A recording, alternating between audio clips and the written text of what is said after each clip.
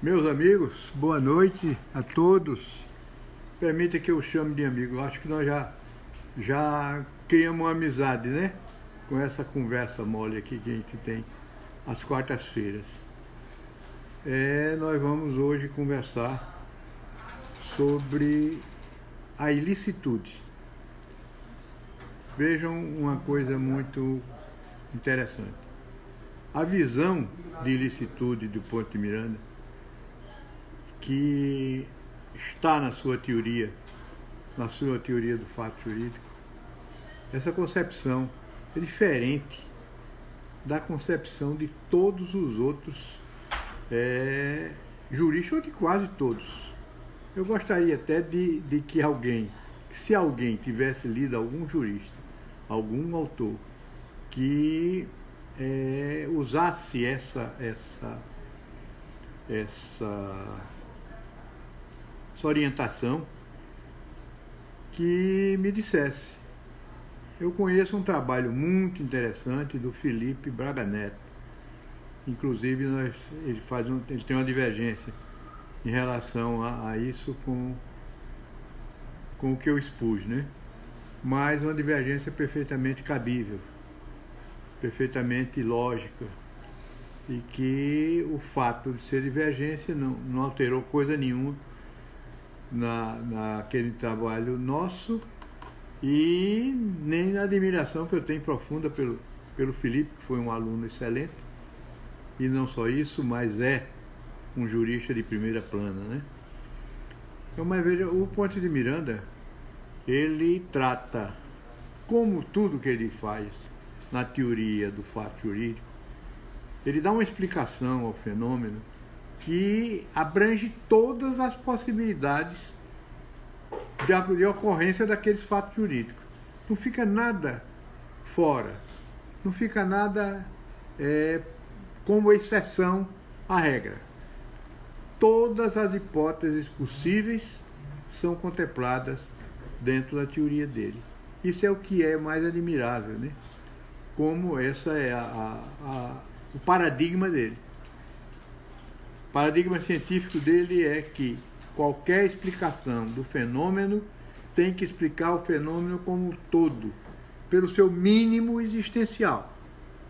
Se só tem um caso daquela espécie e todos os outros são diferentes, aquela espécie que só tem um é quem vai abranger os outros todos. Vai trazer o que é essencial, porque constrói a existência desse único. Então a concepção do Ponte de Miranda é bastante diferente da concepção usual que nós vemos por aí. Então eu vou fazer uma exposição dessa teoria do Ponte de Miranda, começando pelo princípio da incolumibilidade das esferas jurídicas. Esse é o fundamento da ilicitude. Há um princípio geral de direito, esse princípio da incolumidade das esferas jurídicas, que diz o seguinte: ninguém pode interferir na esfera jurídica de outrem, seja patrimonial, seja apenas moral, ou moral não, seja não patrimonial, senão com autorização do seu titular, do titular daquela esfera jurídica, ou titular do sistema jurídico. O sistema jurídico, às vezes, permite que alguém pratique, invada a esfera jurídica de alguém com um motivo justificado. Então, esse princípio é o que leva à contrariedade a direito. Quando você invade a esfera jurídica de outrem, você está violando esse princípio e causando uma ilicitude, ou pode não ser uma ilicitude, uma contrariedade a direito. Porque, na visão da teoria do fato jurídico, a contrariedade a direito é maior do que a ilicitude. Há menos ilícitos do que o conjunto de ilícitos mais aquilo que é contrário a direito. Que a contrariedade a direito é o elemento objetivo da ilicitude, do suporte fático da ilicitude. A ilicitude tem, segundo a visão da teoria do fato jurídico, um suporte fático que é constituído de 2 cernes, o que é coisa meio rara. Em geral, há um cerne só. Mas aqui há 2 cernes. Um é a contrariedade a direito e o outro é a imputabilidade. Só quem pratica ilícito é quem a lei diz que é imputável, que tem capacidade de praticar o ato ilícito. Então, a contrariedade a direito é um conceito universal. Não é um conceito específico do direito civil, nem do direito comercial, nem do direito constitucional, nem do direito internacional. Embora a doutrina em geral trabalhe com esse conceito separado, como se ilicitude, ato ilícito, fosse uma matéria de direito penal e de direito civil, quando não é. Onde houver a contrariedade a direito, que é o quê? Violação da lei, violação do princípio de lei cogente, claro, e violação do princípio geral da incolumibilidade das esferas jurídicas. Esse princípio da incolumibilidade geral, ele acarreta um dever genérico absoluto ou relativo. E aí já está a primeira diferença da concepção pontiana. Há um ato ilícito absoluto e há um ato ilícito relativo. Esse ato ilícito relativo, muitos doutrinadores, a grande maioria, não aceita incluí-los dentro do ato ilícito, porque o Código Civil, quando definiu, ele resolveu definir o que era ato ilícito, incluir no seu corpo o que é ato ilícito, e definiu ali o ilícito absoluto, aquele que por ação ou omissão voluntária, negligência ou imprudência, causar dano, mesmo que seja moral, deve ressarcir o dano. Então, essa definição que o Código Civil deu faz com que muita gente pense que ilícito é aquilo, ou só aquilo. E, na verdade, não é. O 186, hoje o 186 do Código Civil, ele define uma das espécies de ilícito. A mais importante, evidentemente, é o ilícito absoluto. Que o ilícito absoluto é constituído pela quebra de um dever genérico nas relações sociais. Porque, veja, esse princípio da incolumidade, ele atinge todo mundo. Todos nós somos protegidos por ele. Você pode ter o maior patrimônio do mundo, ou você pode ter o mínimo patrimônio do mundo, você tem essa proteção, esse direito genérico de natureza absoluta, que violado constitui uma ilicitude. Vejam uma coisa, eu estou falando aqui absoluto e relativo, mas estou me lembrando de que eu preciso dizer primeiro o que é isso. Nas relações jurídicas, há aquelas em que há 2 sujeitos de direito conhecidos, determinados ou ao menos determináveis. Quando eu tomo um dinheiro emprestado a um banco, eu sou um sujeito passivo e o banco é o sujeito ativo. Especificamente é o banco tal e Marco Melo. Então essa relação é uma relação de direito relativo. A relação jurídica aí é de direito relativo, por quê? Porque ela se limita a 2 sujeitos de direitos determinados ou ao menos determináveis. Pode haver momentos em que o sujeito passivo, por exemplo, seja indeterminado, ou indeterminado não se determinou ainda. Então essa é uma relação jurídica de direito relativo. Uma relação jurídica de direito absoluto é aquela em que o sujeito ativo é o alter, ou o sujeito passivo é o alter. Um dos dois sujeitos passivos. Aliás, essa daí já é uma visão minha da relação de direito absoluto. Porque todo mundo diz que uma relação de direito absoluto é entre o sujeito ativo, que é determinado, e o sujeito passivo, que é o alter. É qualquer um. Quem quer que entre naquela relação, ele é o sujeito. Mas eu conheço nas minhas pesquisas, e isso vai estar no meu livro, na segunda parte do plano de eficácia, que eu garanto que vai sair.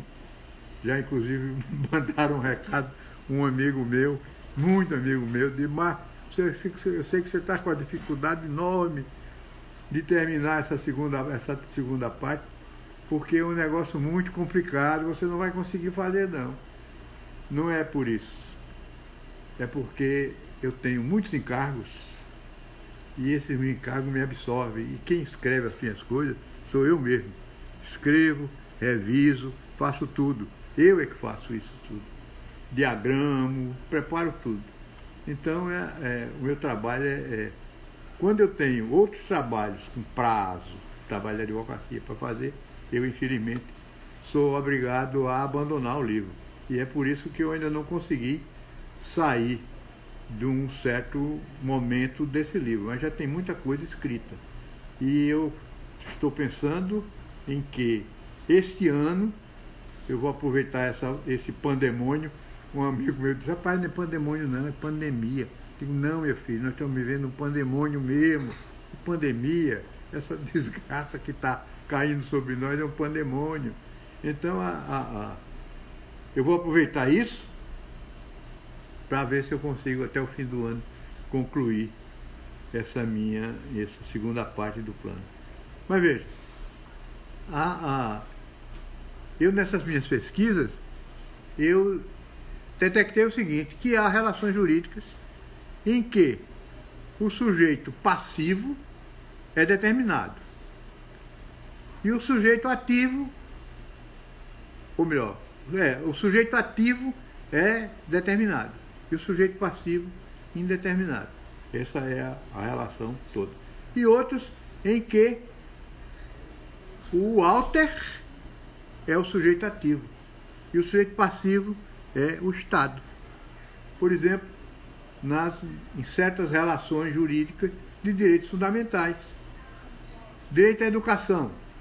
A educação é um direito de todos, então, do alter, e uma obrigação do Estado. Quem é o sujeito passivo? O Estado. Quem é o sujeito ativo? Nós todos. Entendeu? Isso é uma visão completamente diferente do que se diz hoje. Porque hoje só se vê o caráter absoluto da relação jurídica quando o alter é o sujeito passivo. Então, essa já é uma outra visão. Então, veja, toda vez que o alter está presente na relação jurídica, seja como sujeito ativo, seja como sujeito passivo, toda vez que houver o alter, você tem uma relação jurídica de direito absoluto. Então, não é uma relação jurídica entre dois sujeitos determinados ou determináveis. Pode até se tornar determinados no momento em que se dá a ilicitude. A ilicitude, a relação que você quebrou de direito absoluto, gera uma relação jurídica de direito relativo, que é o dever de indenizar. Então, isso parece-me claro. Então, veja, quando o direito que é violado, a relação jurídica em que há o inadimplemento do seu dever absoluto de respeitar a esfera jurídica dos outros. Quando essa relação é entre qualquer um e alguém determinado, você tem uma relação jurídica de direito absoluto e um ilícito absoluto. Quando o ilícito se dá numa relação jurídica de direito relativo, por exemplo, a mora no contrato bancário, a mora do aluguel, a mora de entrega do bem, esse aí é um contrato, é uma ilicitude relativa. Mas eu volto a dizer, grande parte da doutrina entende que isso aí não deve ser considerado como ilicitude, porque é quebra de obrigação, é inadimplemento de obrigação. Mas não é isso que altera a natureza e a necessidade de se tratar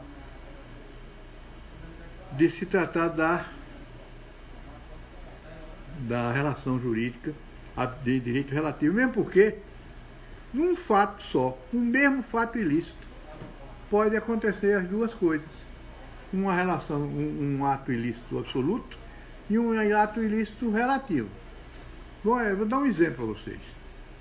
Você vai numa locadora e aluga um carro.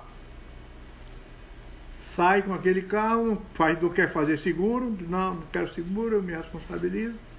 E sai por ali, e quando chega adiante, você bate em outro carro. Você é o culpado. Você tem o quê? Um ato ilícito absoluto, que é o abarroamento no carro do outro.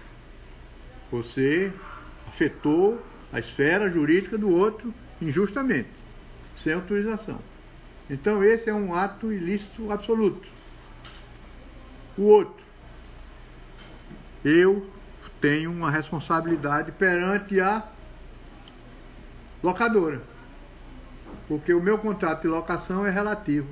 E porque eu fui culpado de estragar o carro da locadora, eu vou ter que indenizá-la também. Esse aí é um ilícito relativo. Quer dizer, no mesmo fato, as duas coisas podem existir. Então não é de você poder dizer, não, isso aqui pode deixar para lá, deixa esse negócio. E não pode também, porque esse tipo de ilícito ficaria fora do mundo jurídico. Como é que você pode deixar fora alguma coisa que está dentro? Isso é argumento de autoridade. Eu acho que é assim. Isso, argumento de autoridade em ciência, não existe. Veja, o que é na verdade a contrariedade a direito? É a violação da ordem jurídica. Esse é o elemento objetivo da ilicitude. Violação da ordem jurídica direta ou indiretamente feita. Não é só a violação direta. A fraude à lei, que é a violação indireta da norma jurídica, ela também caracteriza uma contrariedade a direito.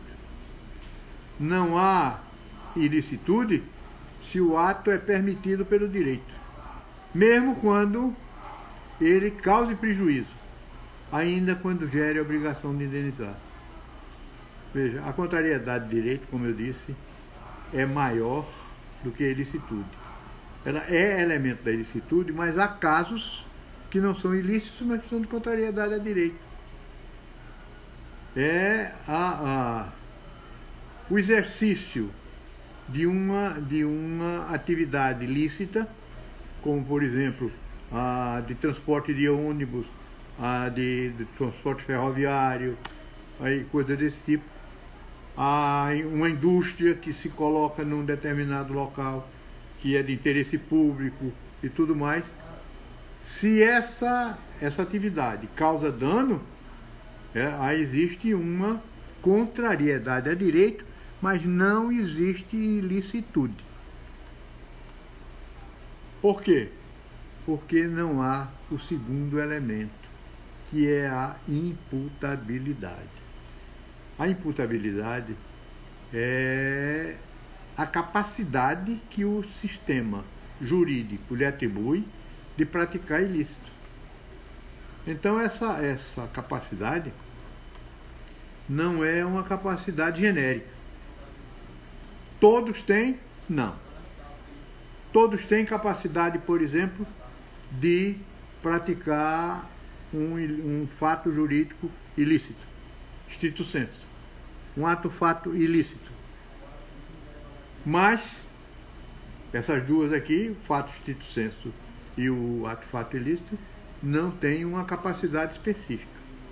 Mas o ato ilícito, que chama-se também delito, ato ilícito stricto sensu, esses aí também, esses necessitam de que a pessoa seja capaz de praticá-los. Então, por exemplo, no direito brasileiro, o crime, que é um ilícito penal, um ilícito criminal, o crime não pode ser praticado pelo menor de 18 anos. O menor de 18 anos é inimputável. Quando ele comete um ato que configura um crime, ele pratica um ato infracional, mas não em crime.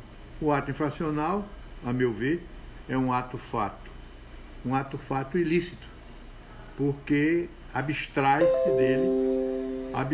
dele a vontade de praticar o ato, mas se ressalta o fato resultante desse ato. Mas isso depois a gente vê quando falar nas diversas espécies de ato ilícito. Então, esse elemento subjetivo, há uma coisa muito curiosa. Quando a Lei 7.209 de 84 alterou o Código Penal, a doutrina disse que criou uma teoria finalista da culpa, e disse que a imputabilidade não consistia mais elemento de caracterização do ilícito. Não era configurador do ilícito penal. Porque, na verdade, a culpa, o elemento imputabilidade que eles misturam com a culpa,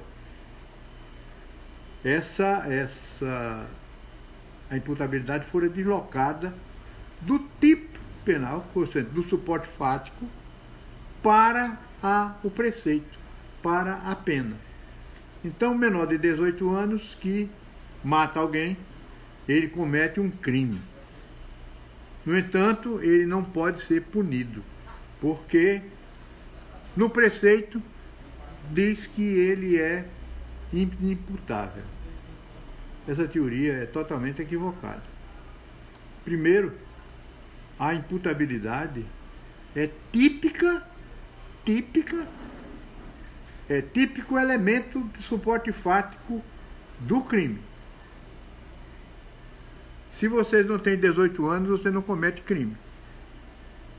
Você é inimputável. Agora, você comete o crime, mas não pode ser punido. Transfere-se para o preceito. O preceito só define a pena. O preceito não define o crime, não define o ato penal, o ato ilícito penal, mas apenas o preceito. Então, essa teoria finalística, ela contraria tudo que se pode imaginar na concepção pontiana do fato jurídico. Então, na verdade, a imputabilidade é o elemento subjetivo que, junto com a contrariedade a direito, caracteriza a ilicitude. Veja, então, como eu disse a vocês, o ilícito não é só o ilícito civil. Em todos os ramos do direito, todos os ramos, daí a universalidade do conceito, todos os ramos do direito contêm a ilicitude. Tem a ilicitude administrativa, do direito administrativo, a ilicitude do direito constitucional, a ilicitude do direito comercial, a ilicitude no direito do trabalho, e assim por diante. Onde houver um ramo do direito, estará presente a ilicitude como contrariedade ao direito. Bem, mas tem a doutrina em geral, ele se apega a certas coisas, como por exemplo a existência de culpa, a existência de dano, a existência de dever de indenizar e assim por diante. Isso, como eu disse a vocês, vem de que se tem como ilícito apenas aquela definição que está no 186. Quando você, intencionalmente, ou por negligência, ou por imprudência, e aí é o conceito geral de culpa no direito civil, o conceito geral de culpa abrange o dolo e abrange a culpa propriamente dita, a culpa do direito penal, da negligência, imprudência e imperícia, né? Então, com essa definição, o pessoal diz, não, tem que ter dano e tem que ter culpa. Na verdade, essas duas coisas, o dano e a culpa, são elementos completantes do suporte fático. O núcleo do suporte fático, ele se completa com a contrariedade ao direito e com a imputabilidade. Umas espécies precisam que isso aconteça culposamente. Outras espécies que haja dano e indenizabilidade. Outras espécies que exigem ação, outras que exigem omissão. Mas ação, omissão, culpa e dano são apenas elementos completantes. Então não são elementos essenciais da configuração do suporte fático. Não é a culpa, nem o dano, nem o fato de ser por omissão ou por ação que vai se caracterizar o fato jurídico ilícito. Mas certas espécies precisam disso, outras espécies não precisam. Por exemplo,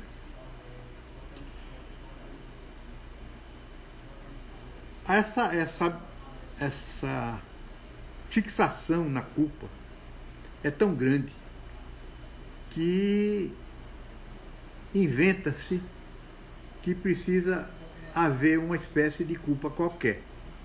Não dá para punir alguém por um ato que ele praticou que não foi culpado. Isso tem muita influência do tomismo, muita influência da Idade Média e das teorias do tomismo. No entanto, e por isso, o que é que fazem? Em vez de ajustar a concepção, não. Criam-se tipos imaginários de culpas. E aí vem a culpa incontraendo. Se você tem uma culpa, comete algum negócio mal num contrato, é porque você, na hora de contratar, teve culpa. E essa culpa é tal culpa incontraendo. Invigilando. Quando o filho, por exemplo, passou na rua, jogou uma pedrada numa brincadeira, jogou uma pedrada no vidro da casa do vizinho, aí, culpa invigilando, o pai não tomou conta. Ora, você há de convir que ninguém pode passar 24 horas tomando conta de alguém, e principalmente de filho, né? Mas o pai responde. Responde não porque é culpado, não é por isso que ele responde. Porque essa culpa não existe em vigilante. Simplesmente não existe culpa.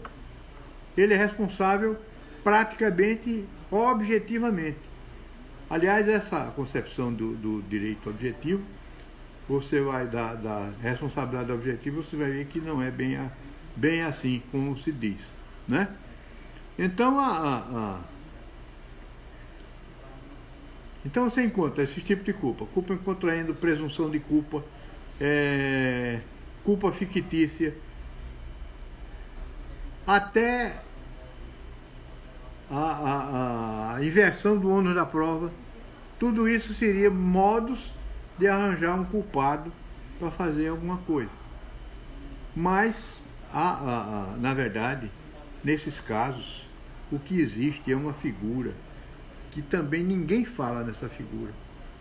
É a figura da transubjetividade da responsabilidade civil.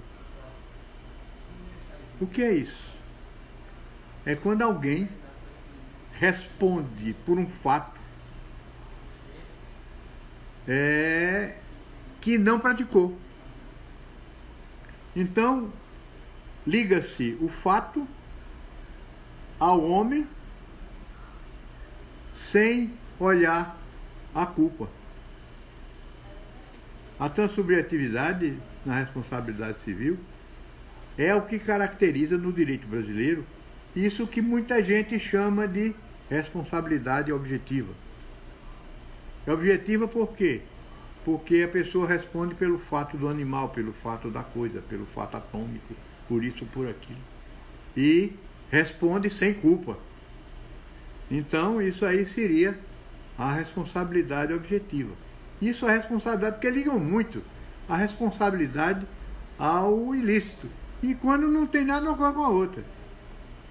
A responsabilidade existe pelo dano. Esse dano seja culposo ou não. Se você causou dano, mas numa atividade lícita, você não cometeu ilicitude. Por exemplo, se você mata alguém em legítima defesa, você não cometeu crime, não cometeu ilicitude nenhuma. Se você destrói alguma coisa em caso de necessidade, em estado de necessidade,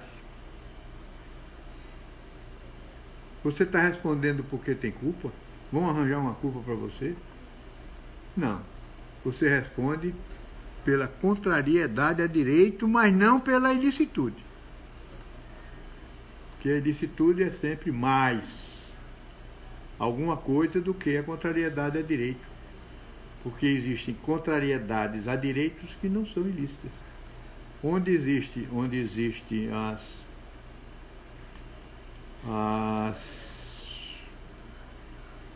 as causas dirimentes de ilicitude, as excludentes de ilicitude, legítima defesa, estado de necessidade e assim por diante. Onde existe isso, não existe ilicitude. Não, como não existe ilicitude no dano causado pela indústria, por exemplo, autorizada a funcionar. Então, veja, a culpa, ela não é elemento essencial da ilicitude. Ela pode ser, se o próprio sistema diz que tem que ser culposo, como no ato ilícito do artigo 186, que aquele ali é o chamado ato ilícito stricto sensu, ato ilícito absoluto, ou também ato delitual. Aquela figura é essa definição. Pois bem, a mesma coisa é o dano. O dano também é um elemento complementar ou completante do suporte fático. Ele não entra na composição do suporte fático propriamente. Ele entra na composição de certos, da maioria, no caso, suportes fáticos de ilicitude, mas não de todos. Então, se ele não entra como elemento de todos, ele não é um elemento essencial à ilicitude, à caracterização da ilicitude. Veja, existem os ilícitos que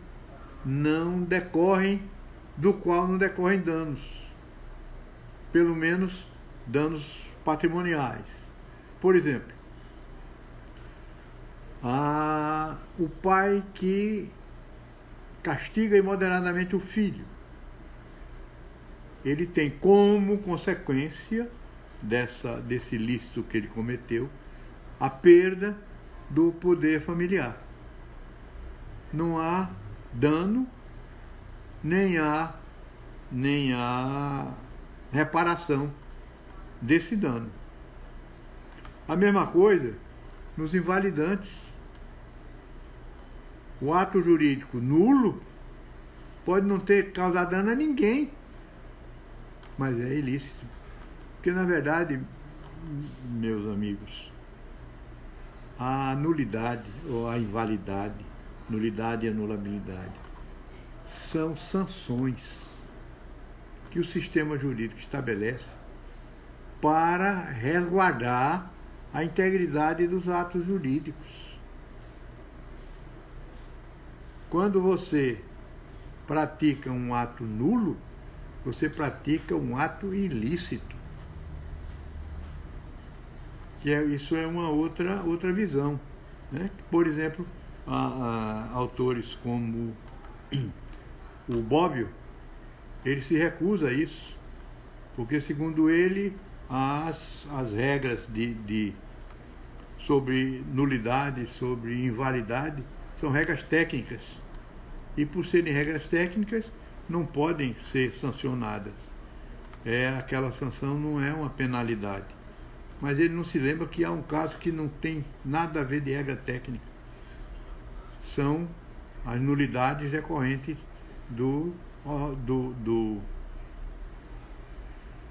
da ilicitude, da imoralidade do objeto.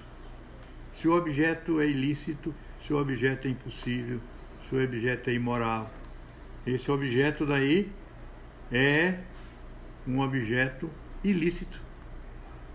E você penaliza exatamente pela ilicitude dessas coisas.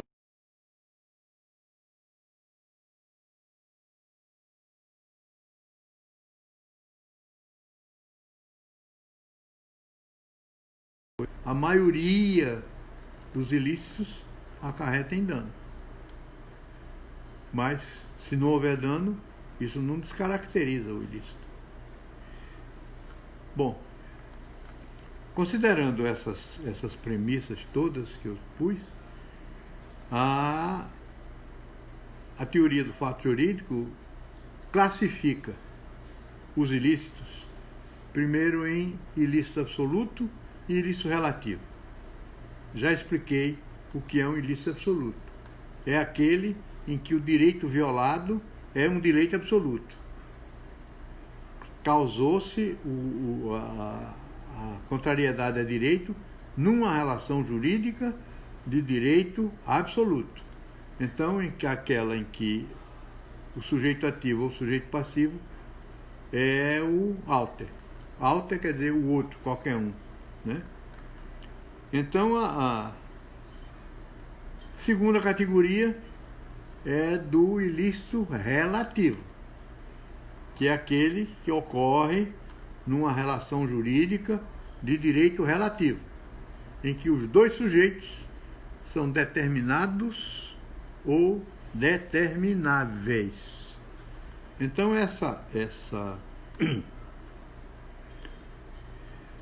a maioria da doutrina, eu repito, não aceita, dentro da teoria do ilícito, o ilícito relativo.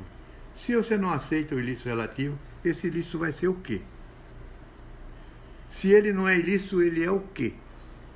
Então você contraria o direito, você não cumpre sua obrigação, você incidiu em mora. Praticou um ato ilícito? Praticou. Mas esse ilícito é um ilícito contra o credor. Então, um ilícito relativo. Se esse ilícito não é ilícito, é o quê? Então, essa concepção que exclui o ilícito relativo do mundo dos ilícitos, ou melhor, do campo dos ilícitos, você tem uma falha doutrinária, uma falha na explicação do fenômeno. E essa falha que não pode existir. Por isso é necessário que se tenha a convicção de que o ilícito relativo é um ilícito igual ao absoluto. Apenas o direito que foi violado, esse direito é que é diferente. Porque um é um direito genérico, que todos podem ser os titulares, e o outro é um direito específico que só tem um titular. Bom, essa é a primeira classificação geral dos ilícitos. No segundo, o ilícito é classificado conforme seu suporte fático. O que isso quer dizer? Que nós temos o ilícito, o fato jurídico stricto sensu, ou fato stricto sensu ilícito, o ato fato ilícito e o ato ilícito. Eu logo chamo a atenção, porque pode ser que isso me escape no futuro, não existe negócio jurídico ilícito. Há ato jurídico ilícito, mas não negócio jurídico ilícito. Negócio proibido não existe. Não é negócio jurídico. Então, veja-se o seguinte: o que é um fato jurídico, um fato stricto sensu ilícito? Isso já é uma complicação terrível. Como eu já disse em outras ocasiões aqui, há uma corrente de pensamento que diz que não se pode falar em fato quando se está tratando de direito, porque o direito é comportamental. Então só se pode falar em ato. Não existe o fato jurídico, não existe o ato-fato, só existe o ato. Quer dizer, essa concepção é uma concepção equivocada. Eles sustentam que não pode haver fato jurídico stricto sensu, porque o direito não pode regular a natureza. E os fatos da natureza não podem ser regulados pelo direito. Mas esquecem, os que contrariam essa orientação, esquecem que o fato em si, que é suporte fático do fato jurídico, ele não é regulado pelo direito. O direito toma o fato como fato, do jeito que ele apresenta-se na natureza. Porque o direito sabe que ele não tem poder sobre ele não tem poder sobre a natureza. O mínimo a arbitrariedade do direito cessa quando ele chega na natureza. A natureza não se subordina ao direito e nem se subordina ao homem. O homem tenta dominar a natureza, mas de vez em quando a natureza dá uma cacetada nele, como está dando um agora, né? Está dando um agora. Então vocês... o que o direito faz é tomar o fato e dar a ele, dizer como as pessoas afetadas por aquele fato devem se comportar. Quer dizer, o direito é sempre comportamental. Por exemplo, um fato da natureza que é um fato ilícito. A avulsão que causa dano a terceiro. Então, o rio encheu, arrancou um bocado de terra, jogou no terreno do vizinho e arrancou 200 casas, ou 10 casas, ou 5 casas, que o vizinho tinha. Causou um dano ao vizinho. Esse ato, embora seja um fato da natureza, ele é ilícito pelo dano, porque o direito, nesse caso, considera danoso e cria obrigações em relação a essas duas pessoas. Então,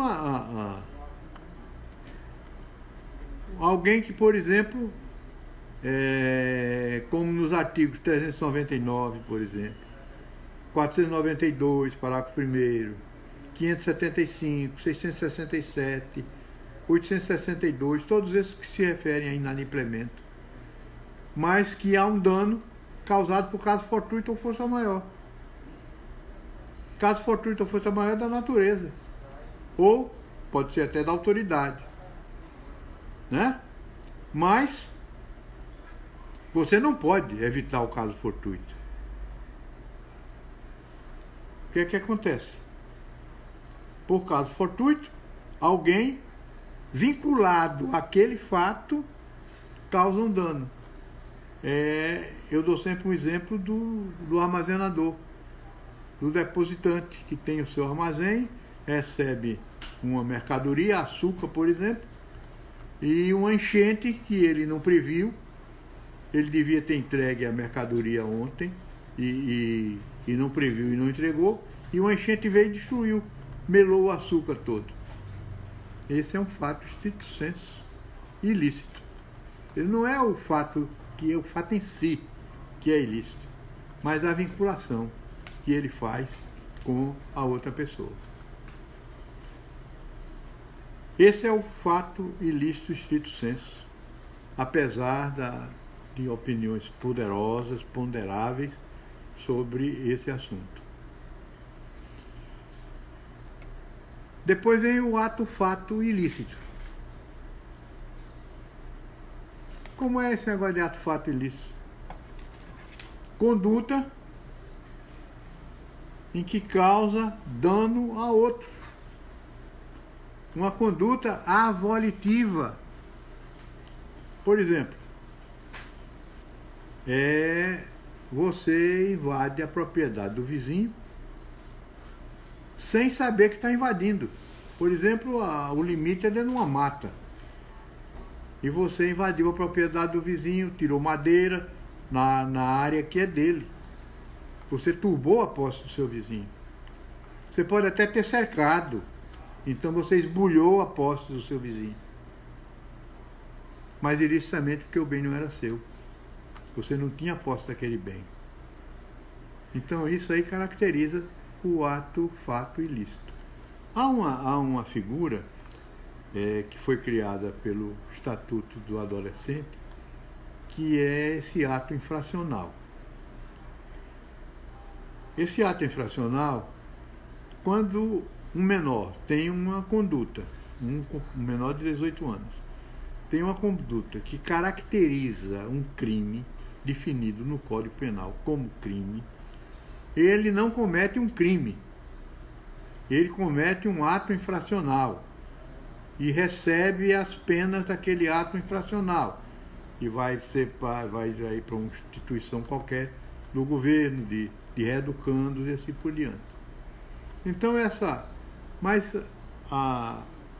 numa dessas minhas palestras com vocês, dessas nossas conversas, eu recebi de um colega de vocês uma observação me dizendo que há tribunais que têm exigido a culpa no ato infracional, que se provar que causou aquele que se fez aquele ato, mas que não houve culpa, que havia uma excludente de culpa, e que então aquilo não seria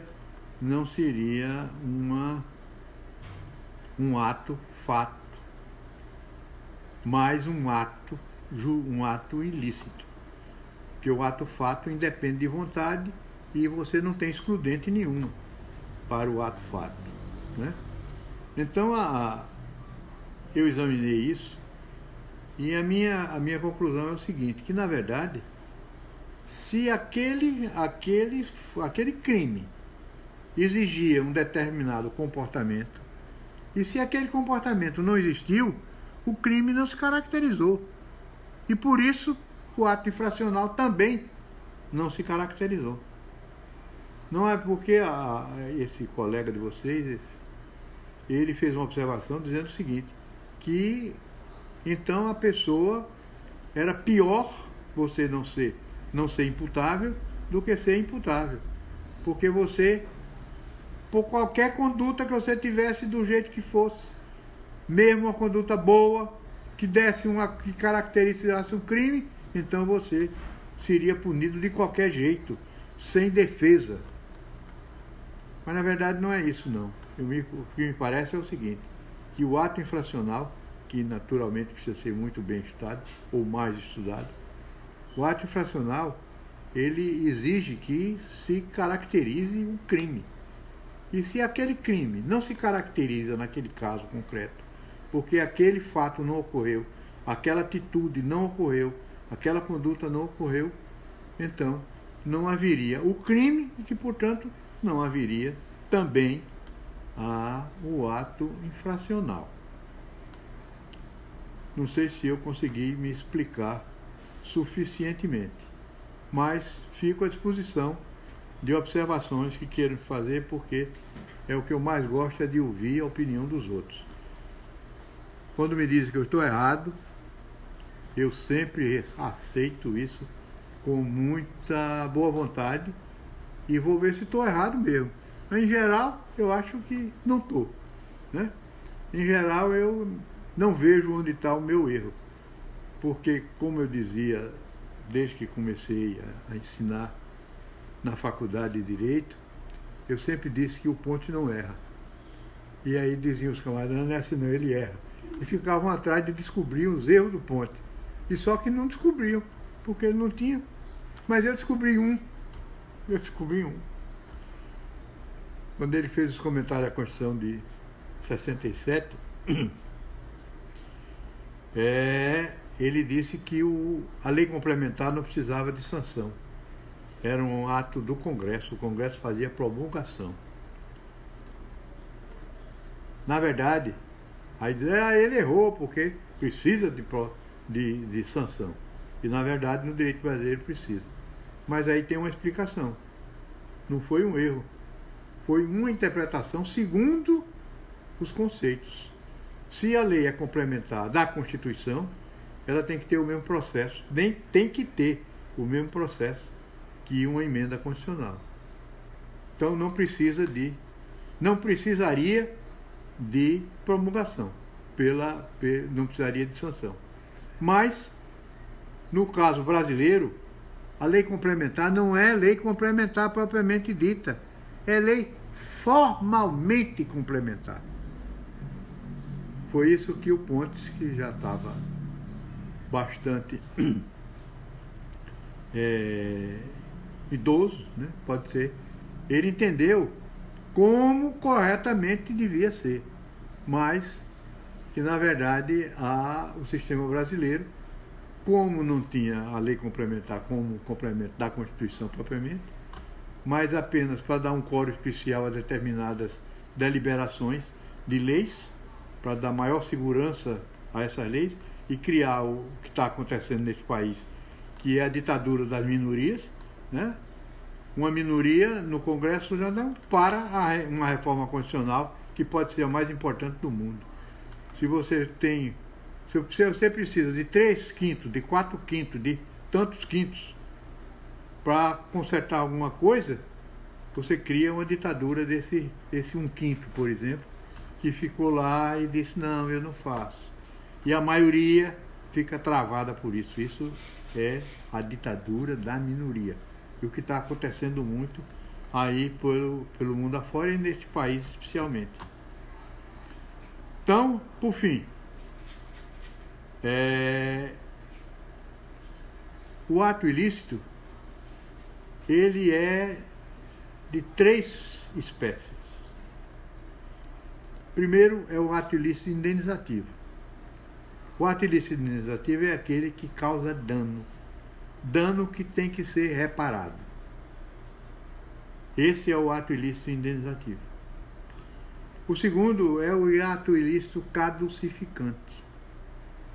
É o ato ilícito cujas consequências são a caducidade dos direitos ou suspensão dos direitos.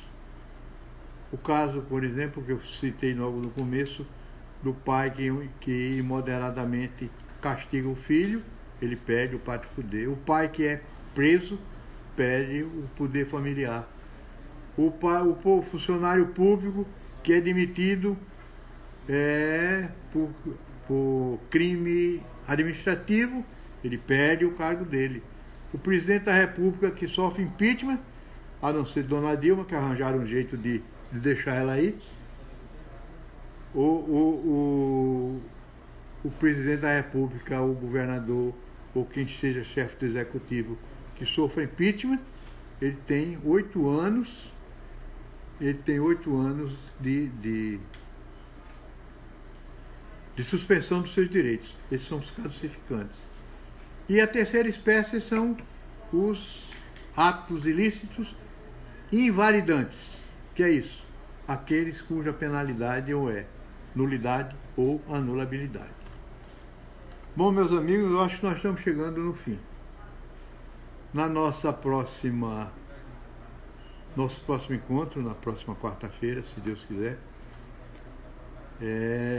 nós estaremos entrando no plano da validade. Nós acabamos de tratar do plano da existência, que é o que é fato jurídico, como ele existe, quais são as espécies e assim por diante. E agora nós vamos entrar no plano da validade, estudar as espécies de invalidades, principalmente. Então eu quero me despedir de vocês desejando a todos vocês uma muito boa noite e que a corona vá para a caixa prego. Dane-se, não chegue nem perto da gente. Muito obrigado, boa noite.